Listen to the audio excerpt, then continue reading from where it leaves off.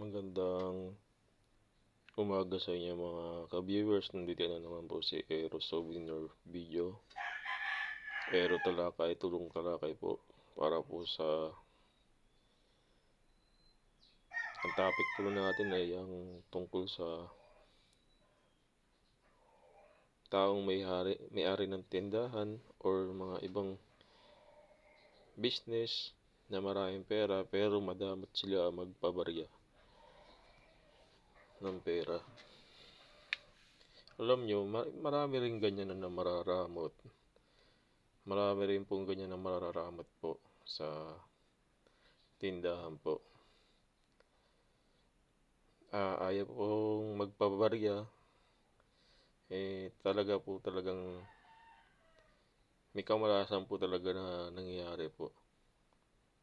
Ang una pong kamalasan po na nangyayari sa mga ganyan, maramot ka sa kapwa mo,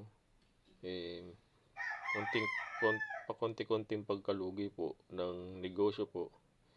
Ganun po yun. Pag sa mga tindahan, depende po sa mga business po yan. Kasi binabalanse po ng Panginoon yan. Ganun po yan. Bigyan ko po kayo ng isang example.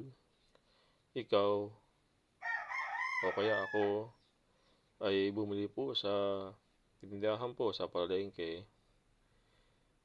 1,000 ang pera ko. Pero bumili naman ako ng worth 150. Hindi ka pinabarihan.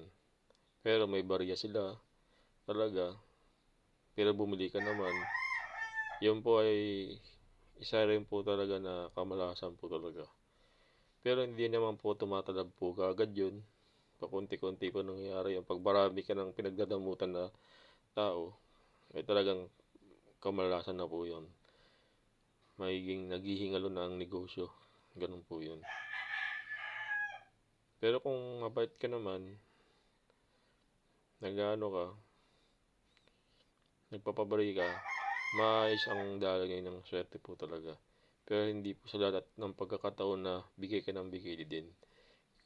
Kung wala naman din ikaw pababarya, sasabihin mo ng maayos dun sa tao na wala kaming barya. Ganun po yun.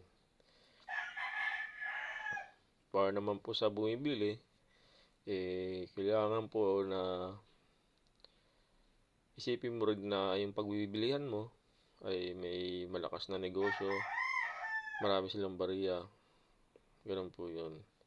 Pag sa mga mahihina kasi, huwag ka na lang kasi magbibigay ng mga buong barya. Kasi wala rin sila ipapambarya dyan sa pera mo kahit bumili ka.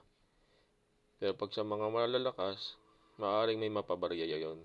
Bibirang-bira lang po mangyari yung hindi ka mabaryan nila kasi nagkataon lang na wala silang barya kasi puro buo yung binigay.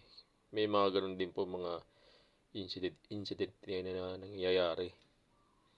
Yung nagpapabarya ka, na bumibili ka naman, sabay-sabay kayo, puro buo pera nyo. Kaya, okay lang po yun. Binabalance naman po ng Panginoon yun. At hindi naman din po nagkakaroon ng kamalasan sa ganong sitwasyon. Ang kamalasan lang talaga kasi sa mga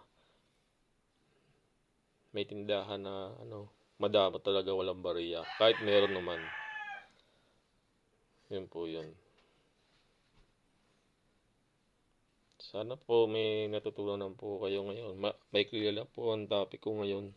Kasi tungkol lang naman po ito sa taong nagpapabarya na pinagdadamutan. Yun po yun. Hanggang dito na lang po mga ka-viewers. God bless po sa inyo. At sana po ay swertein din po kayo sa mga ibang pagkakataon para po lumigaya ang ating buhay. Lahat po tayo swertehin at maging mabait po sa kapwa, pag-ibig, manaig. God bless po.